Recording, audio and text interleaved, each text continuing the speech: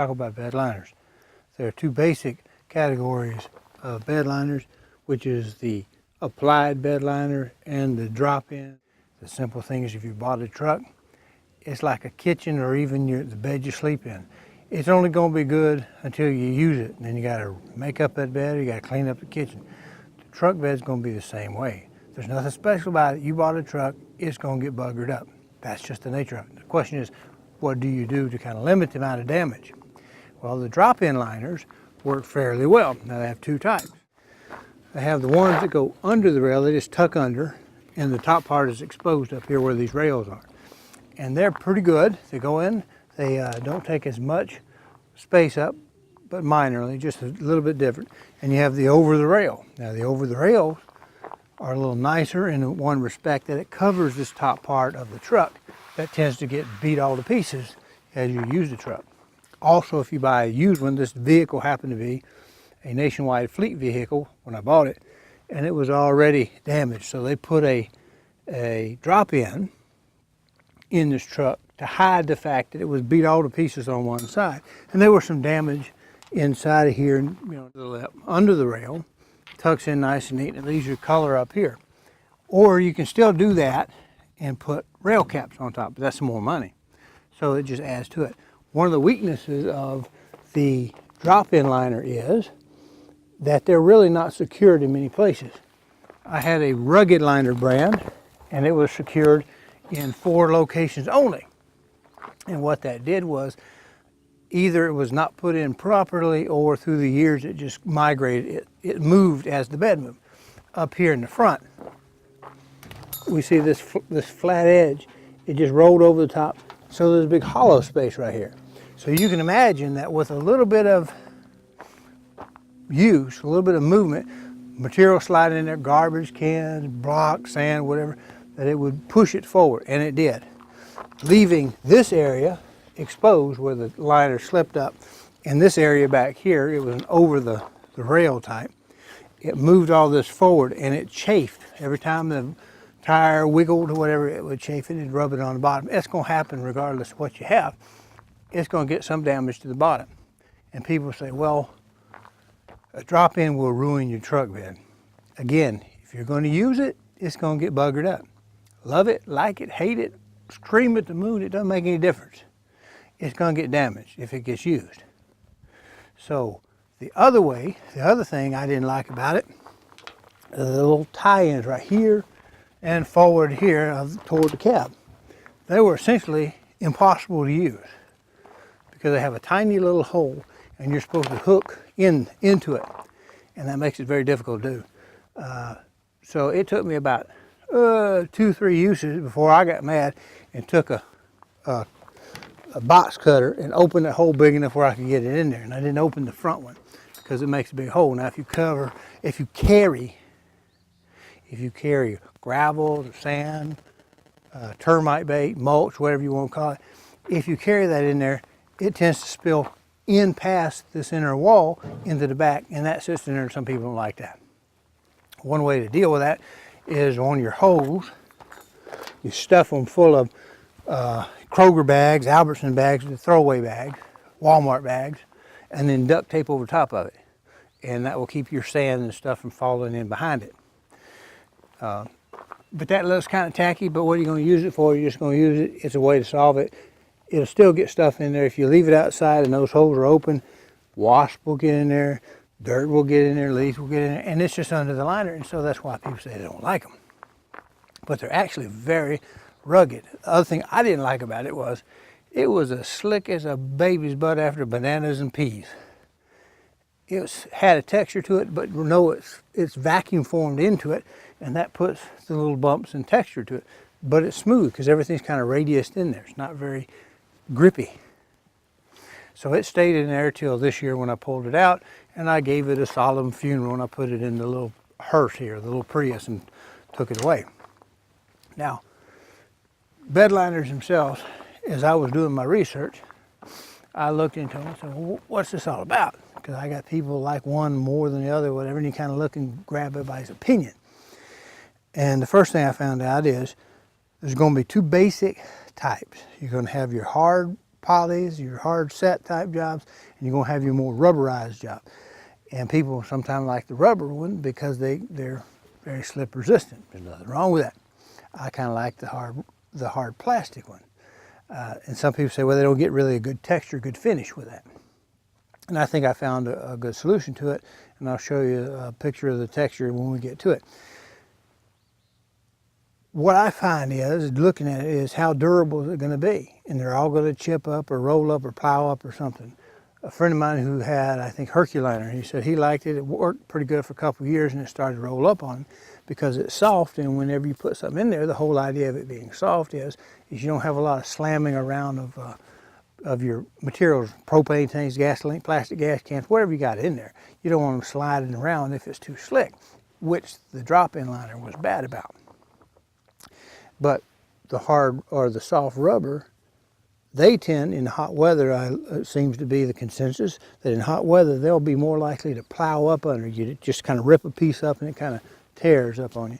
The hard poly, like I chose, its problem is it's not very flexible, and so it tends to want to flake up on you, especially if you don't have the prep gun. Now the prep's going to be about the same for either one of them. You got to degloss it and sand it and steel wool it or brown pad it or green pad to get the gloss off so it will actually have a surface to adhere to. So I think that's going to be about uniform no matter who you use. Then as far as the method of application, as you might imagine, you have the roll-on kind, and you have the old aerosol rattle can type of thing, and that may be pretty good for you. I think it gives a little better finish. The roll-on, the only complaints I heard about people saying is, well, it tends to pick and you'll leave pieces and the texture is set by your roller because it's a smooth material when you roll it on, so your texture is set by your roller. The rattle can, there's different brands, different types. It probably works pretty well. I used a little bit for touch-up after the painters got white paint all over it. And the other kind is, of course, the air spray, whether they're professionally applied or not. So I'll show you what I finally settled on. And this is what I chose. I ended up choosing this. With the spray-on, I would assume that you can find either water-based latex type water cleanup type of materials, and you can also find the mixture type. This happens to be a mixture type. And I bought this particular product because they come in, one of the forms, you come in little spray bottles, and there are 4 of these to a gallon, and you get a little paint thinner size can of a reactor or catalyst, whatever you want to call it, V part, and they gave me a little Schutz gun, an undercoater's gun. Now, what I found about this that I liked, I talked to the manufacturer on it, the manufacturer's rep, because I was trying to figure out, would my little pancake here be sufficient to spray with, or I had to go rent one or borrow a larger capacity. And they suggested that, well, you need like a 60-gallon, 6 horsepower, or 3 to 6 horsepower, something like that. Now this particular compressor is just an inexpensive one, about 12, 16 years. I don't even know how old it is. It's been that long. And I've repaired it once. Cost me $6 to repair it. There's a video on that if you want to look at it. Just a little rubber piece dry rotted with time. But this is 2.6 standard cubic feet per minute at 90 psi. It's also at 40 psi, it's 3.7. So the question was it going to work? Because it has a regulator at the tank. What I did is I got their gun when it came in, and I added a regulator, just like I spray paint in a car, so I could keep the pressure where I want it. And it allows me to dial it from 40 to 45 for the first coat, and then crank it up as you go. And the mixture, pretty straightforward. It came with a little measuring cup back here in the product, and for these you take your little jar, and it's about like Jello pudding in here. And so you just put your stuff in there, and it screws directly to the bottom of the gun. But the thing they tell you is you have to sit here and shake it for 2 minutes minimum, they say. And then it gets more liquidy because the reacting agent, the catalyst is activator is real thin, so it's like paint thinner in its thickness. And so you just put it in there and it thins it out. and you're able then to spray just like you would expect to. Works pretty good. You have to clean it in between applications, between layers, and they will tell you, spray your hard to reach areas, your under here and your gaps and your lines and all that. Spray those first lightly. And I think the man told me to turn it about 40 to 45 psi for the first coat. It kind of narrows that blast of how big it goes, and it's a smoother finish. So you spray the whole thing, trying to make sure you don't have any hidden spots you didn't get to, and then come back and turn it up to 60, 70. Last coat I think I put on there was at 90 psi. The compressor handled it, went on quick because it's at that high pressure. It really dumped the material out there. Give it about, he said, 15 minutes to cure between layers, between application. Now the printed material says give it an hour. He told me to do 15. I did what the man said because that conversation was newer than that documentation was printed. So you spray it at that low pressure first, get all your spots, and then when you think you have the whole thing done, you come back and turn the air up because it gives it a rougher texture. And I'll put a little picture of what the texture looks like. It is plenty aggressive. It's hard polyurethane type of finish, but it is certainly non-slick in my mind. Tennis shoe holds onto it real well. Now maybe if I put metal tanks back here, they might roll around, but as far as slipping and falling and cracking your coconut, it's pretty grippy. It's pretty grippy. Now, you clean out the gun in between the applications. It takes you by the time you clean out your gun for the next application, it's been 15 minutes, and you can go again. Again, you just mix up another bottle, spray that down, and it worked, I think, remarkably well. Now there's some cautionary tale I have on this is I would not try a spray-on application if you lived in the city, an apartment complex, a house real close side to side, that kind of thing, because as well as I tried to mask off the truck, the wind, a little bit of wind, I had some mess in places I had to clean off. So pretend you're on shore leave and cover it up. Cover all of it up. Keep it covered up, every bit of it. Everything that you don't intend to spray from the front, from the nose that's not even in the impact zone, cover that sucker up. It'll do a much better job for you in the cleanup. Now the job looked really professional when it was done. Went on super easy. The hard part was the preparation, getting it ready to shoot. But anyway, that's my choice. This cost of material with a gun bought off Amazon was about 110 bucks, and that was enough to do the truck and the tailgate.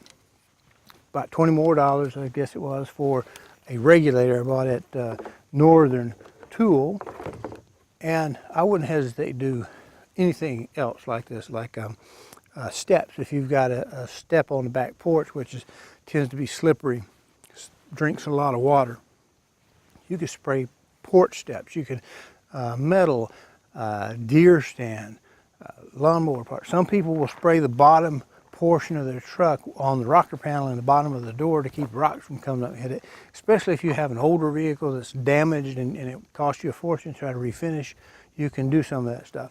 Worked pretty well to satisfy me if you really want to know the truth. Now I did a tailgate off and the hardware broken down, set it aside on the little workbench, and was able to mask around it and do a good job that way.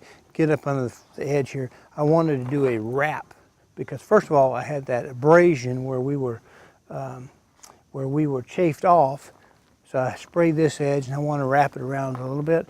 Wanted to get the inside here just because I thought it looked a little bit better, and being a 6.5 foot bed, there was plenty of material to do that with. I think it did a pretty fine job.